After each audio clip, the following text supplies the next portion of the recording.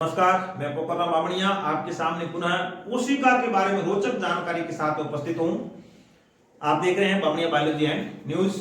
देखिए, कोशिका के बारे में यदि हम बात करें तो सबसे बड़ी कोशिका, बहुत इंपॉर्टेंट, छोटे छोटे प्रश्न है लेकिन बहुत इंपॉर्टेंट है।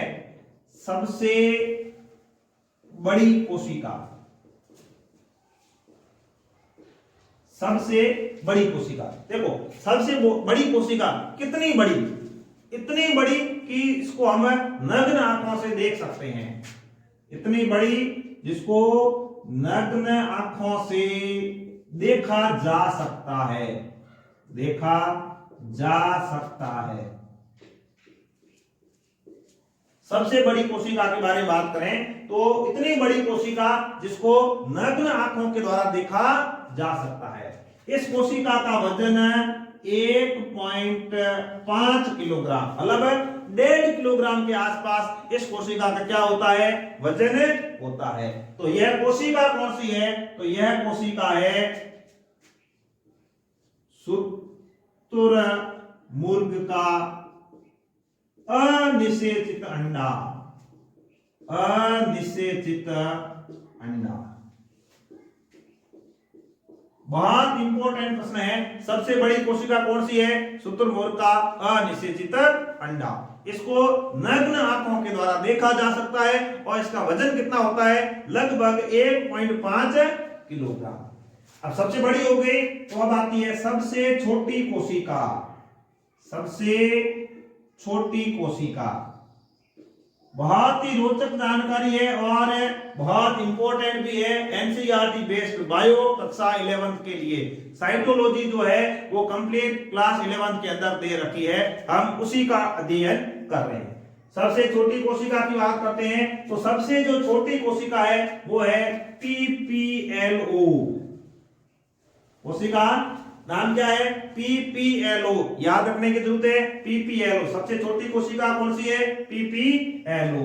कितनी छोटी है, 0.3 माइक्रोमीटर, 0.3 माइक्रोमीटर, मतलब बहुत छोटी कोशिका होती है। पूरा नाम क्या हो जाएगा, पूरा नाम हो जाएगा इसका pleuropneumonia like organism, like organism, pleuropneumonia सदृश्य जीव। ये सबसे छोटी कोशिका है। माइकोप्लाज्मा है, पीपीएलओ है, 0.3 माइक्रोमीटर है, सबसे छोटी कोशिका है। जीव जगत की सबसे छोटी कोशिका पीपीएलओ।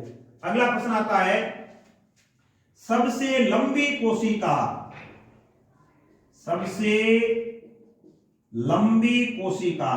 देखिए, सबसे लंबी कोशिका के बारे में यदि बात करें तो पूछा जाए पादपों के अंदर सबसे लंबी कोशिका कौन सी है, तो तंत्रिका कोशिका। और यदि जंतुओं के बारे में पूछा जाए तो सबसे लंबी कोशिका कौन सी है, रेमी तंतु।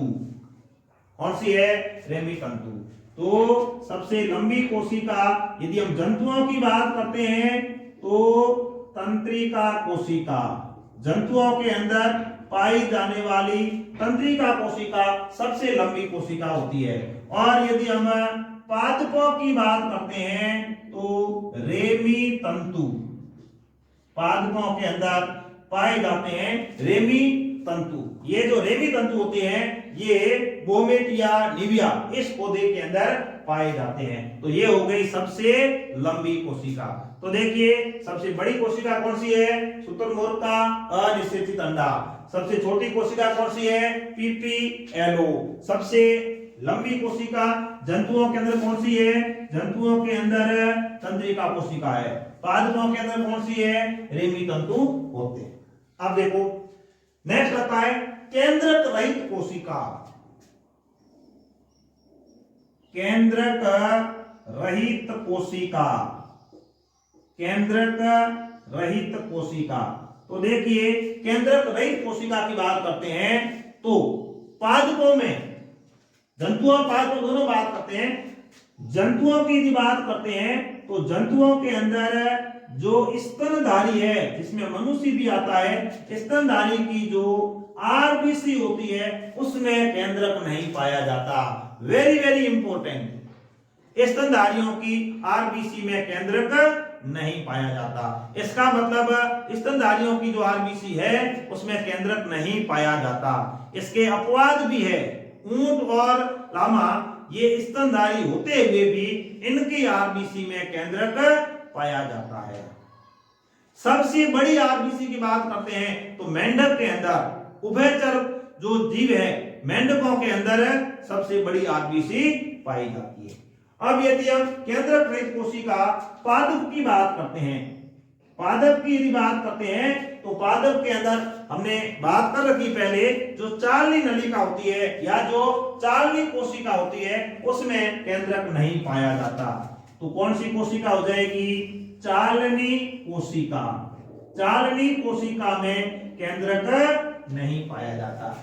इस प्रकार हमें कोशिका के बारे में ये जो रोचक जानकारी है इसको ध्यान में रखने की जरूरत है। मतलब ये हमें जीव विज्ञान की बात करते हैं, ये छोटे बड़े सवाल है, कहीं पर भी किसी भी वक्त पूछे जा सकते हैं। नहीं तो कम से कम आप साइंस विषय से पढ़ रहे हैं, बायो से पढ़ रहे हैं, तो कोई भी प्रश्न आपसे कभी भी पूछा जा सकता है। इतनी जानकारी तो आपको बिल्कुल अपनी किसी भी वक्त याद होनी चाहिए कि सबसे बड़ी कोशिका कौन सी है, सबसे छोटी कोशिका कौन सी है, सबसे लंबी कोशिका कौन सी है, जंतुओं में कौन सी है, पादपों में कौन सी है, केंद्रक रहित कोशिका कौन सी है, जंतुओं में कौन सी है और पादपों में कौन सी है। बहुत इंपॉर्टेंट प्रश्नों को हमने यहाँ पर कंक्लूड करने का काम किया है। तो देखिए इस तरह से आप आगे यदि एजुकेशन में जाते हैं, टीचर लाइन में जाते हैं, तो ये छोटे बड़े सवाल आपके बीएड के दौरान first grade second grade in exam के अंदर भी पूछे जाते हैं। और यदि आप मेडिकल डिपार्टमेंट में जाते हैं, जो चिकित्सा का जो अपने हम क्या कहते हैं बीएससी नर्सिंग है, नीट आदि एग्जाम देते हैं, प्रयोगशाला सहायक में जाते हैं, तो ये प्रश्न काफी इंपॉर्टेंट रहते हैं।